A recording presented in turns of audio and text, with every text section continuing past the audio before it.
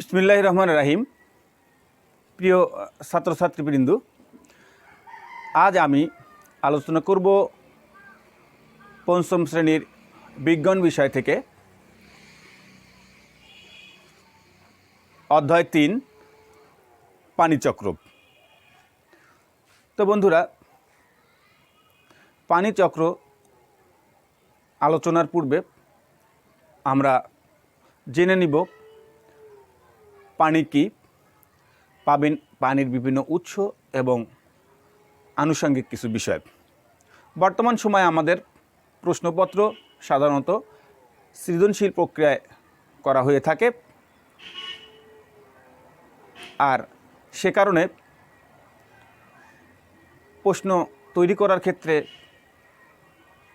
Text বইয়ের গুরুত্ব বেশি দেওয়া হয়ে থাকে। সে বিষয় মাথায় রেখেই আমাদেরকে টেক্সট বইয়ের গুরুত্ব অনুধাবনপূর্বক বিষয়গুলো মনোযোগের সঙ্গে পাঠ করে আমাদের প্রস্তুতি নিতে হবে। তো বিষয় আলোচনার পূর্বেই আমি কিছু সাধারণ বিষয় আলোচনা করব। প্রথমে আমরা আলোচনা করব পানি কী, অর্থাৎ আমরা জেনে নিব যে পানিটা কী।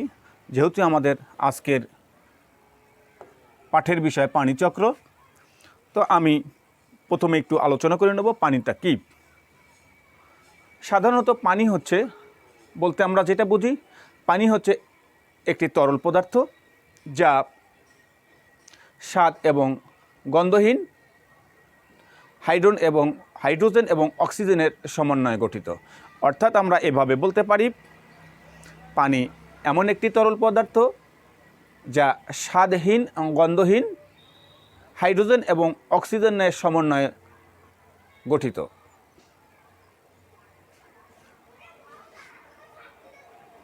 এবারে আমি পানির উৎস সম্বন্ধে আলোচনা করব।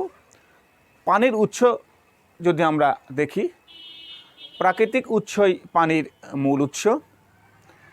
পানি কিভাবে উৎসগুলোতে আসে আমি সে ব্যাপারে একটু আলোচনা করব।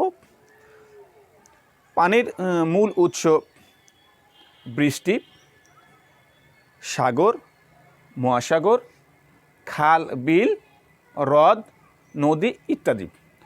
আমরা এসব উৎস থেকে পানি পেয়ে থাকি।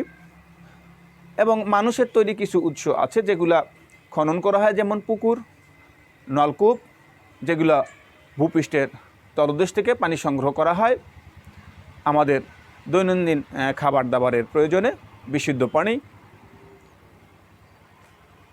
তাহলে আমরা জানতে পারলাম পানির উৎস। তাহলে আমরা পানির উৎস যদি বলি, তাহলে আমরা বলতে পারি বৃষ্টি, নদী, সাগর, মহাসাগর, হ্রদ, পুকুর, খাল, বিল ইত্যাদি হচ্ছে আমাদের পানির উৎস। এখন আমি দেখব পানির কী কাজে আমাদের লাগে। পানি উদ্ভিদ এবং প্রাণী যেহেতু জীবের মধ্যে গণ্য, উদ্ভিদ এবং প্রাণী উভয়ের জন্যই পানির প্রয়োজন হয়। উদ্ভিদ তার মূলের সাহায্যে মাটি থেকে পানি সংগ্রহ করে এবং সূর্যের আলোর মাধ্যমে ক্লোরোফিলের উপস্থিতিতে নিজের খাদ্য নিজে তৈরি করে। অর্থাৎ উদ্ভিদ মূলের সাহায্যে মাটি থেকে পানি সংগ্রহ করে।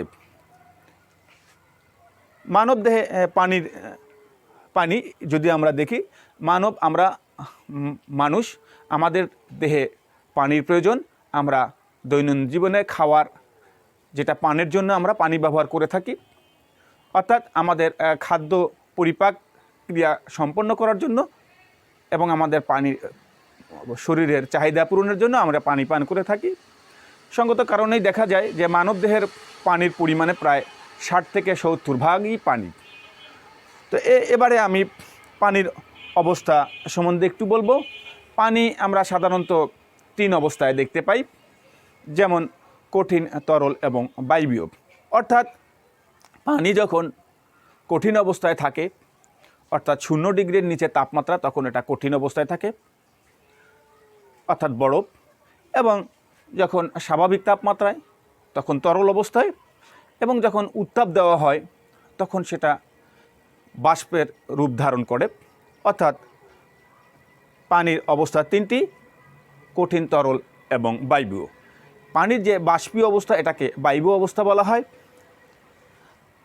আমরা জানলাম পানির অবস্থা। এবারে আমরা পানি যে বিভিন্ন অবস্থায় তাদের পরিবর্তন করে তারা চক্রাকারে ঘুরতে থাকে সে সম্বন্ধে আলোচনা করব একটু আমি। সেক্ষেত্রে আমি শিশির কাকে বলে যদি বলি, তাহলে শিশির কি আমরা একটু জেনে নিব। শিশির আমরা শীতকালে যখন ভোরবেলায় ঘাসের উপরে বিন্দু বিন্দু যে পানি দেখতে পাই সেটাই শিশির। শিশির কোথা থেকে আসে? বায়ুতে মিশে থাকা পানি ভূপৃষ্ঠের নিকটবর্তী হয়ে ঠান্ডা হয়ে যখন ঘাস বা লতাপাতা বৃক্ষের উপরে বিন্দু বিন্দু আকারে জমে থাকে সেটাই আমরা শিশির বলে থাকি। অর্থাৎ ভোরবেলায় ঘাসের উপরে যে বিন্দু বিন্দু পানি আমরা দেখি সেটাই হচ্ছে শিশির। এখন আমরা ঘনীভবনটা জানব। অর্থাৎ ঘনীভবন যখন ভূপৃষ্ঠ থেকে বিভিন্ন উৎস থেকে পানি বাষ্প হয়ে উপরে উঠে যায়, সূর্যের তাপে বাষ্প হয়ে উপরে উঠে বিন্দু বিন্দু পানির আকার ধারণ করে মেঘমালায় পরিণত হয়, সেটাকে আমরা ঘনীভবন বলে থাকি।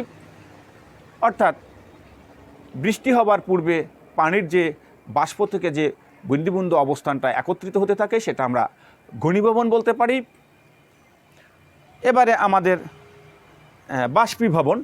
অর্থাৎ বাষ্পীভবনটা হচ্ছে সূর্যের তাপে যখন পানি নদী, সাগর, খাল, বিল ইত্যাদি থেকে পানি উত্তাপে বাষ্প আকারে বায়ুর সঙ্গে মিশে যায়, পানির এই অবস্থাকে আমরা বাষ্পীভবন বলে থাকি। তো বন্ধুরা, আমরা প্রাথমিক আলোচনায় জানলাম পানি সম্বন্ধে। এবারে আমরা জানব পানিচক্র কী। পানিচক্র হচ্ছে পানির বিভিন্ন অবস্থায় রূপান্তরিত হয়ে ভূপৃষ্ঠ এবং বায়ুমণ্ডলে ছড়িয়ে পড়ার এই প্রক্রিয়াকেই আমরা পানিচক্র বলতে পারি। অর্থাৎ পানিচক্র হলো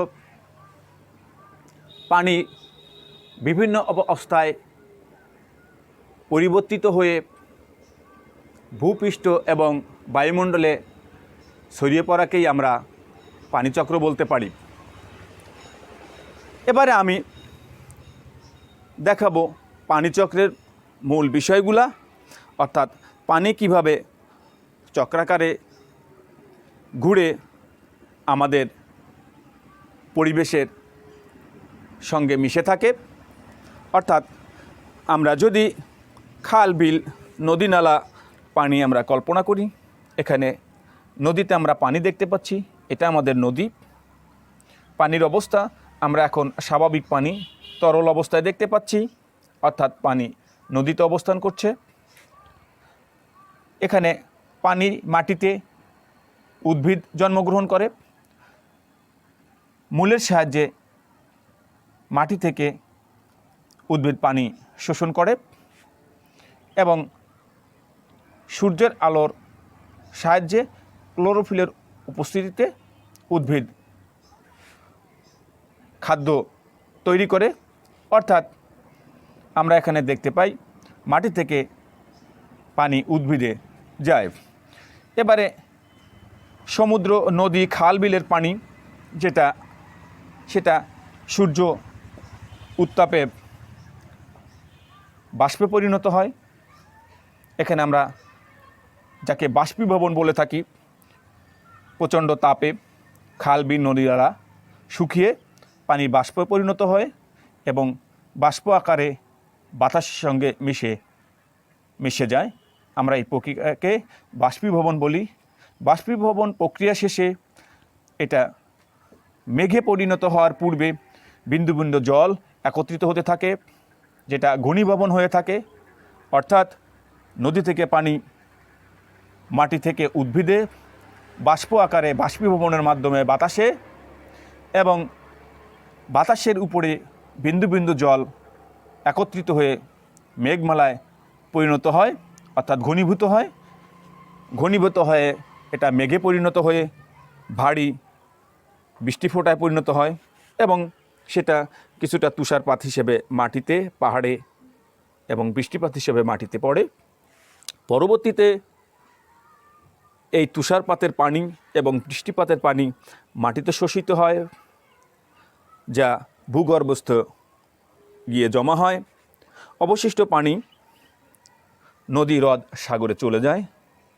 অর্থাৎ যেটা ভূগর্ভের পানি শোষণ করে ভূগর্ভে অবস্থান নেয়, সেটা আমরা নলকূপের সাহায্যে ওটা সংগ্রহ করে খাদ্য হিসেবে গ্রহণ করি, অর্থাৎ পরিষ্কার পানি, স্বাস্থ্যসম্মত যেটা।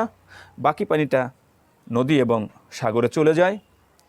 তো এই প্রক্রিয়াই হচ্ছে আমাদের পানিচক্র। অর্থাৎ আমরা এভাবে বলতে পারি, যে প্রক্রিয়ায় পানির বিভিন্ন অবস্থায় পরিবর্তিত হয়ে ভূপৃষ্ঠ এবং বায়ুমণ্ডলে মিশে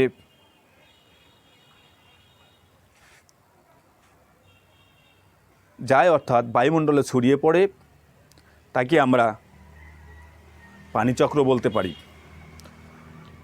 তো আমি আবারও একটু দেখাবো। এটা আমাদের নদী, সাগর, হ্রদের পানি। এখান থেকে মাটিতে উদ্ভিদ পানি সংগ্রহ করে খাদ্য তৈরি করে। সূর্যের তাপে পানি বাষ্পীভবনে পরিণত হয়, ঘনীভূত হয়ে মেঘমালায় পরিণত হয়। মেঘ থেকে ভারী হয়ে বৃষ্টি আকারে এবং তুষার আকারে আবারও পানি মাটিতে ফিরে আসে। মাটিতে পানি শোষিত হয়ে ভূগর্ভস্থে জমা হয় এবং কিছু পানি নদীতে চলে যায়। এই যে পুরো প্রক্রিয়াটা, এটাকেই আমরা মূলত পানিচক্র বলে থাকি। তো বন্ধুরা, এই ছিল আমার আজকের আলোচনার বিষয়, পানিচক্র। অর্থাৎ পঞ্চম শ্রেণীর বিজ্ঞান বিষয়ের অধ্যায় 3-এর পানিচক্র বিষয়ে আমি আলোচনা করলাম। শুধু বিজ্ঞান বিষয়ই নয়, আমাদের এই পানিচক্র প্রতিটা শ্রেণীতেই বিজ্ঞান বিষয় এবং ইসলাম নৈতিক শিক্ষা বিষয়েও পঞ্চম শ্রেণীতে পানিচক্র আলোচনা করা হয়েছে। তো আমার এই ছিল আজকের আলোচনার বিষয়। যদি আমার ভিডিওটা আপনাদের ভালো লাগে, অবশ্যই আমার চ্যানেলটিকে সাবস্ক্রাইব করবেন এবং পরবর্তী ক্লাসগুলো পেতে হলে বেল আইকন চেপে রাখবেন, তাহলে সবার আগে পেয়ে যাবেন আমার পরবর্তী ভিডিওটা। আসসালামু আলাইকুম।